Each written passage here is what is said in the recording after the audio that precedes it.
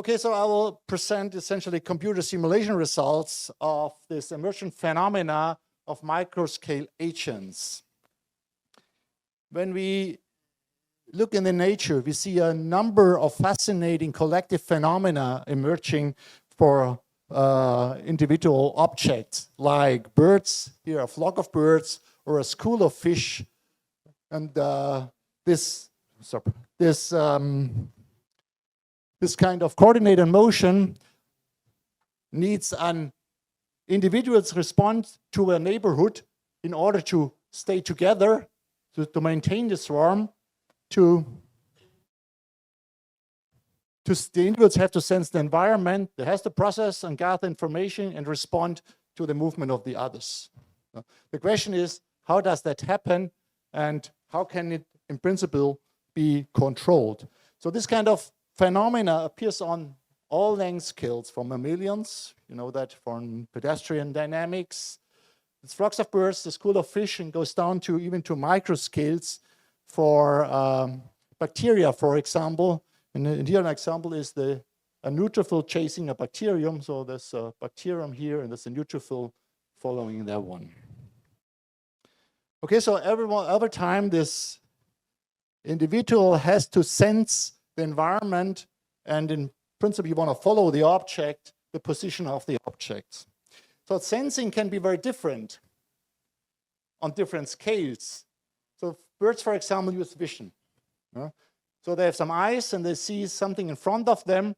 They have a kind of a limited field of view, and then they try to follow their neighbors here, and they try to align their movement with the neighbors. So this is in principle the main rule, right? Follow the neighbors and align with their motion direction, but avoid collisions with them. Yeah.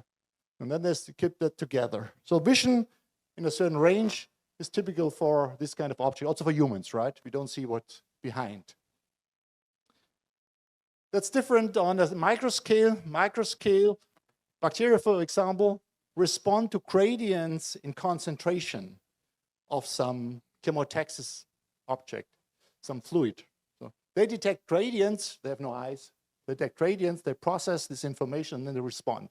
But that can be chemoattractant, so all the bacteria move to the attractant or repellent, they move away. Okay? So sensing is different, but the response is similar. You move to or away from something. So what we want to do is we want to unravel the depending of emergent patterns on the non-reciprocal information input. So the information input is non-reciprocal because I see you in front, but I don't see anyone behind me. So, but the person behind me would see me, but I don't see him. So it's non-reciprocal, right? So the information is only in one direction.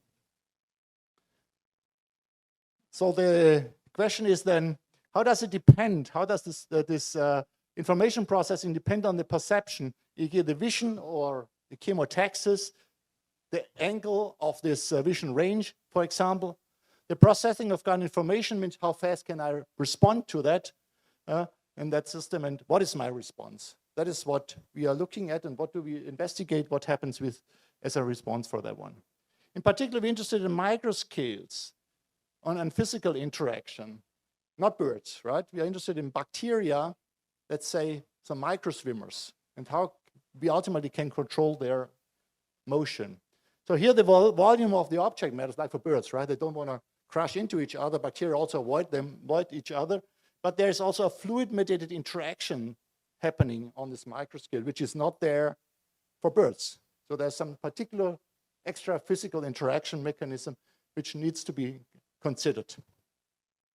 So when you understand the answer by certain parameter in terms of vision and processing of information and these interactions, we get insight into the mechanisms that we can explain the behavior of biological system on the one hand, but we can also provide concept for the design of synthetic active system, microrobots. This is essentially the idea. So but we try different things and see, okay, for that type of parameter sets, we get that response. What do we desire? Is that what we want? Okay, so let's talk about the model. The first step is we need a model for doing that. So we take a very generic and a very simple model, seemingly simple model.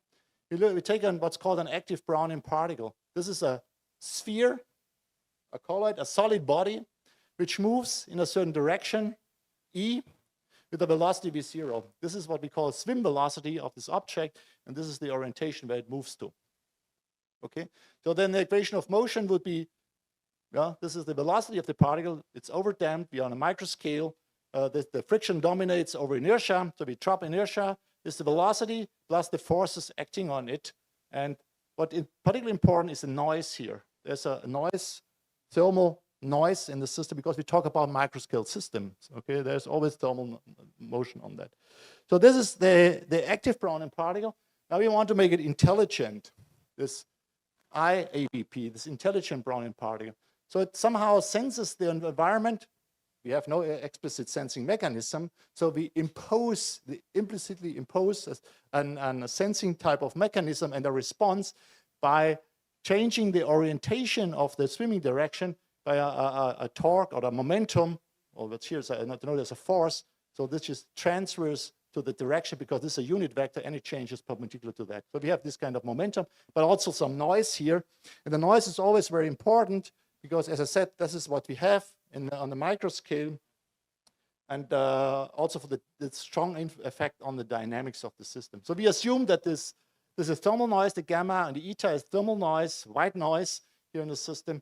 And okay, this for the eta and the E change in the propulsion direction is the rotational diffusion of this colloidal object, of a solid body, right? This rotational diffusion by the interaction with the stochastic thermal fluctuating background. Okay, that's it. Let's look at the simple system, a pursuit in 2D. So we have a target and our intelligent ABP particle. And what we want to do is we say this particle somehow senses the position of the target, and the orientation here, this purple arrow, changes then into the direction of the target. Okay? This is what it is. And that we have to characterize, we parameterize, and we apply for that a torque on the system, as indicated here, of a strength C0, such that it moves, the particle moves in that direction. Okay, if we introduce spherical coordinate, we get this equation of motion for the distance from the origin to the swimmer, for the orientation angle theta, this polar coordinates essentially, and for this angle theta for the moving direction of the particle. These are the equation of motion, which have two parameters, the Peckley number, which is the velocity of the particle, divided by the thermal rotational diffusion coefficient that makes it dimensionless. That's also a velocity in principle. This is the translation velocity, and this is in principle the velocity of rotation. And they have the maneuverability, which is our momentum strength divided by the same rotational diffusion coefficient. So for simplicity, we look at a target at the origin, so we move this here, then we get this set of equation. It's very simple principle. What we see is that this kind of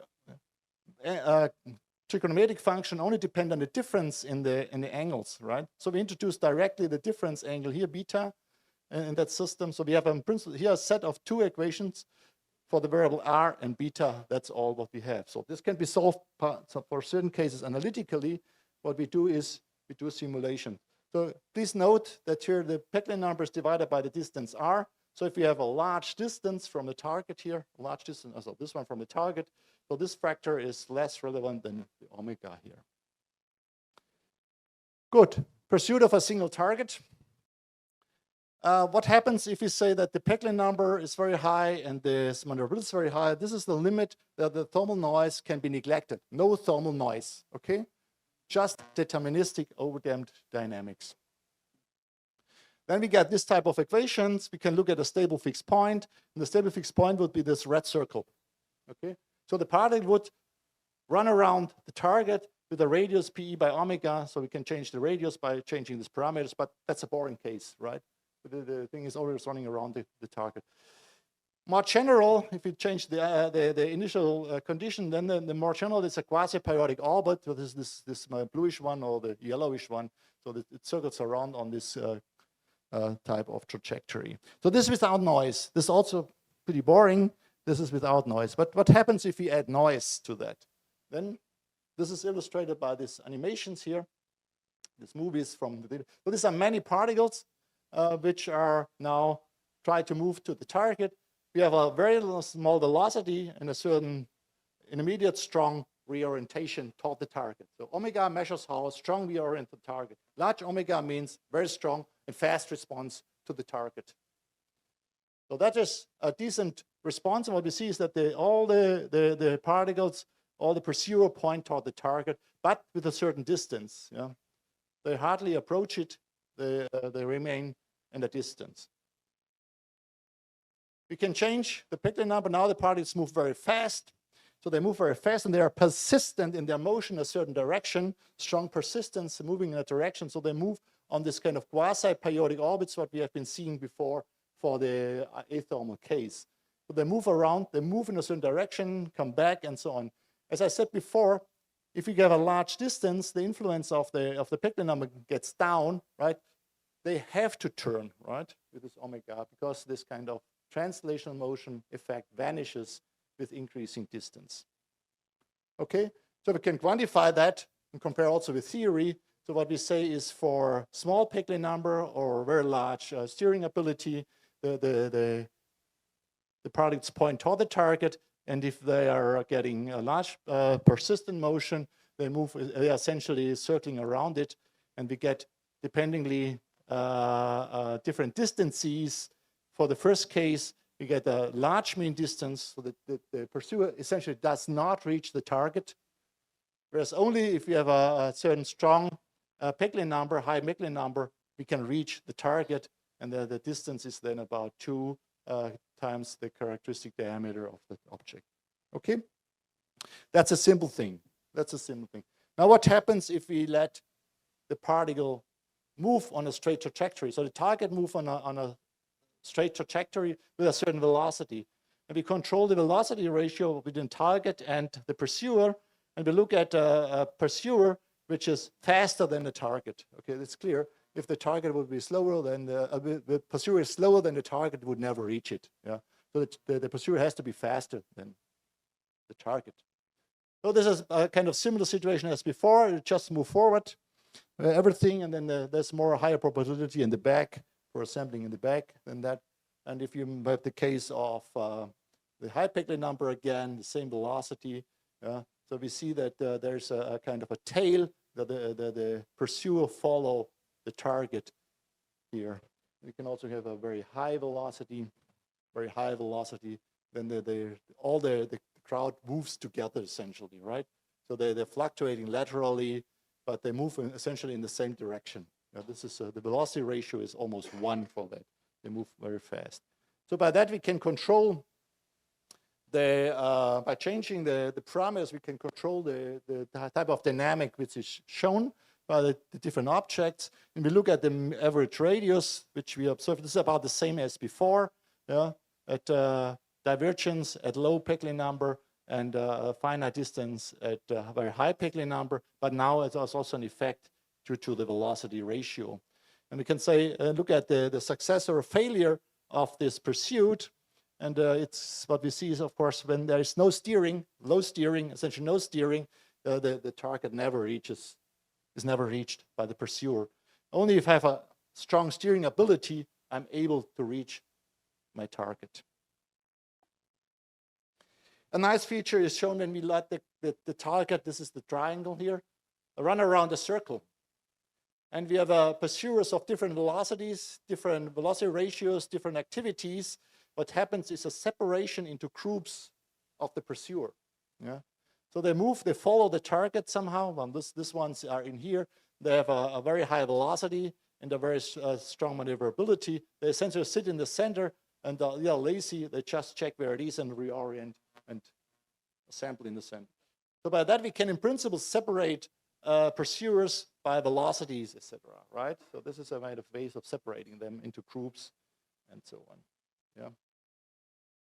There's a pattern formation what we observe and a possible sorting according to propulsion strengths and steering ability here. So this is a nice feature for also an application.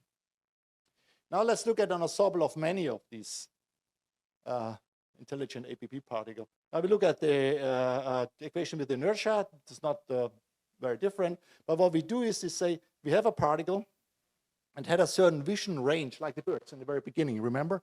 We only see object in a certain range. So I'm not seeing that one. I saw only object in a certain range with an angle theta, opening angle theta, and at a certain distance. So if we introduce polar coordinates here, then this angle where the particle is moving here, the angle where the particle is moving, the direction is then the angle is given by this equation. We have a certain limitation in the distance, so it's exponentially damped, so the distance damps out. So we are not seeing very far objects, either covered by other objects, yeah, or by something else, right? So we have a limitation in the side and the distance and on the angle. And what we do is by this kind of equation, the particles steer to the center of mass of what they are seeing, right? So this particle moves to the center of mass of the other particle. That's the steering. So I will move in the center of your group here, right? So that is, there are some forces that they cannot touch, exclude volume, it's then Jones potential for those know, but it's just a sphere, hard sphere type or similar type of interaction. Okay, so the response what we are getting now depends, of course, on the parameter which we apply. The Pecklin number, in particular this opening angle, this vision angle, and the steering ability, and we fix the radius here. So for the set of parameters, we have a very low density, right? This the packing fraction is 0.0 is in the order of below, it's 7-8%, right? It's a very small fraction. It's a very dilute system. So what we get for this set of parameters here is some kind of dilute regime and small temporary clusters. They come and go and disappear. Yeah. If we increase the Pecklin number and increase the vision range, we get a cluster. So everyone wants to go to the same spot. They all run into each other and they form a cluster, a hexagonally closed packed cluster, and this is it. Yeah. So this is in principle boring. More interesting is this parameter. So we change now the vision angle, make it smaller. What we see is then worms emerging. Yeah. So we see certain particle in front of us and we try to follow them. The velocity is very high here. So we are able to really speed up and get them, and they form this kind of worm-like structure here. That's if they can interfere and they build small cluster, they come and disappear again. Yeah. And if we change the parameter to a smaller Pecklin number here, we get some intermediate behavior of clusters combined with some temporary worms, etc. So this is a very complex type of structure which is emerging. We have to establish a phase diagram or phase diagrams for that one. Here is the phase diagram as for the vision angle and the Pecklin number. This is for the vision angle and the maneuverability for the respective Pecklin number and vision maneuverability we've been discussing before. If we look at here, we say if the vision angle is very small, we essentially get for this kind of maneuverability a dilute phase. This is as if there would be no activity in there. Yeah. So if you then decrease the vision angle, decrease the vision angle, you get worms, you get worm aggregates, and all the cluster phase. Yeah. The same happens if you take the vision angle here, the vision angle, the maneuverability, pardon, as a function of vision angle, you get a dilute phase, worms, aggregate, and so on. So in principle, what we can do here, we can take a Pecklin number and change the vision angle, and what we get is then different phases. So we can, in principle, if we're able to tune the vision angle, the opening angle, we can get different phases. We can control the behavior of the system. That's what you normally do in phase transition. Changing temperature, get low temperature, you get a crystal. You increase temperature, you get something else, a fluid or something. Yeah. So this would be here a different type of way, a different way of controlling the collective behavior of the system. Okay. Good. This was only the particles move toward the center of mass of the other particle. But we can also introduce another type of interaction, namely that these particles want to align their propulsion direction. So if one particle moves in this direction, that's what the birds in principle do in this sense. The particle moves in one direction, the other will also move in that direction. So we have in principle two types of interactions. This is moving toward the center of mass of all the particles in the vision range, vision cone, and we have a kind of an alignment interaction with a certain strength, omega A, which makes them propelling in the same direction. Okay, so we, of course, there's a huge parameter space is huge in this sense. Yeah, what we assume is that this range for the alignment is smaller than the vision in this case, and it's spherical and has no opening angle. So it's a spherical range. Well, you can play with that. There's plenty parameters, and you get different phases. So this is an illustration what we get. Small Peckley number means small velocities, and we change the ratio of our maneuverabilities as a function of the opening angle. We get clusters, we get worms, and we get this kind of thick worms in there, right? And if we make a higher Peckley number, we get clusters, we get this worm-like structure, and we got also what we call milling structure here, right? So this is a very complex phase diagram with many different structures which you can control and obtain by tuning the parameters. This is the worm-like swarm, a milling ring here, and that would be the way it looks like. So this is the worm motion, and the particles stay together. So they have this tendency to move to the center of mass of the vision cone, plus the alignment that produces these structures. Okay, this is the milling structure and the runaround. And this type of things you can also observe in nature. For example, this herd of sheep, they stay together and run in the same direction. This is a kind of a long worm of birds. Sorry, I cannot. The movies is from the internet taken. Yeah, it's just a short period. You see this long worm of birds, all the sheep. Yeah? We also have this milling structures. This reindeer milling.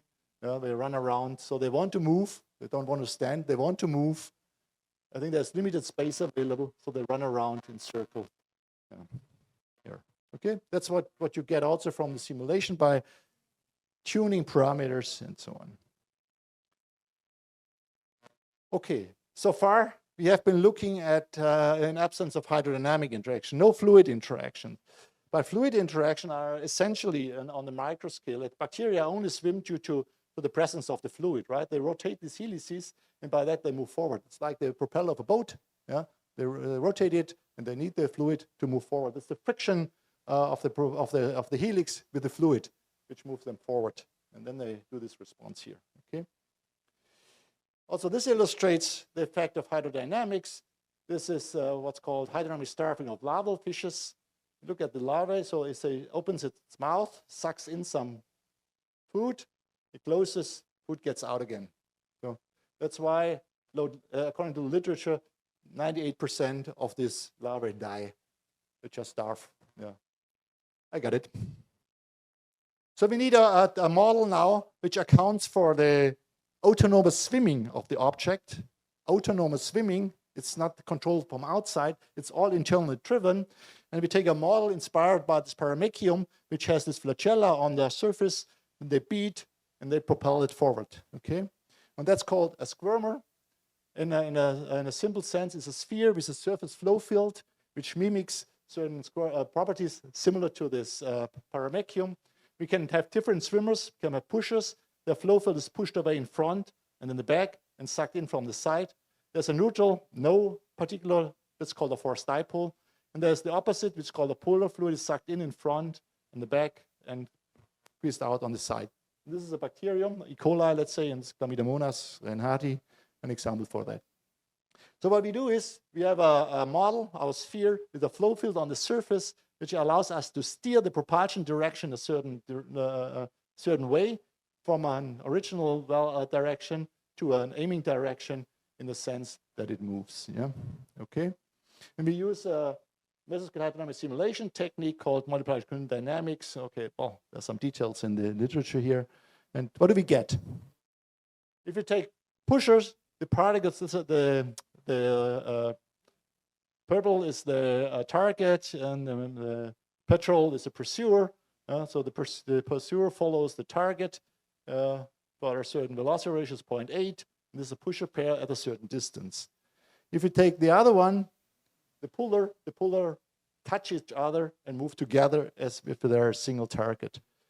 So we can look at the mean distance. The pullers would always touch, and the pushers would, depending on the velocity ratio, show a certain distance from each other. And the velocity depends on the character of the velocity ratio. So when the velocity of the pair depends on the velocity ratio of the pusher and puller, and on the character of the swimmer. So pushers would be faster and pullers would be slower. So the fast pusher with the flow field pushing away pushes the target, and so on. The other one pullers and back. So we can look at target moving in a straight trajectory here. You see that they can build a phase diagram and say when is a motion stable or unstable, when they move together, or then do they lose contact. And what we see is that that pushers are more stable than pullers, and so on, right? This is what we get. We can quantify that, which is not so important. Let's again let's look at only propulsion direction alignment and speed adaptation. 2 minutes, right? Oh, 1 minute, okay. Speed adaptation, so we adapt the speed of the particle, of the pursuer, as when it's behind the target, it moves faster. It accelerates according to the formula. If it's behind, about in front of the target, it accelerates, so it slows down. So it's always in the vicinity of the target. And what we get is in this type of motion. This is the petrol is the pursuer. We get in principle, the target moves on a straight trajectory, right? The idea is it would move on a straight trajectory, but this is autonomous swimmer.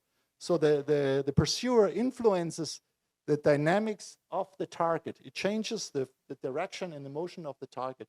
So we get this kind of more complex behavior.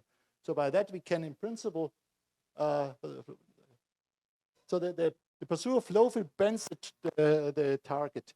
So we can manipulate the target trajectory hydrodynamically for pushers. In this case, it's not possible for pullers. It's just not there for pullers because pullers are unstable in this respect. They repel each other. Before I show the summary, I would like to acknowledge the collaboration with a number of colleagues. There's Rajendra Singh Negi, he does this intelligent ABB particles, the single and the individual one. Segun does this hydrodynamic simulation. Elma has been establishing the simulation code for that. And these guys have all been contributing to this hydrodynamic simulation code. And Gerhard Gomper is the head of the institute and a collaborator. And we have been having a lot of discussion. I also appreciate funding from the Deutsche Research community and the microswimmer, within the microswimmer priority program. And here, finally, I let you read the conclusions and the saying, thank you for your attention. This is up.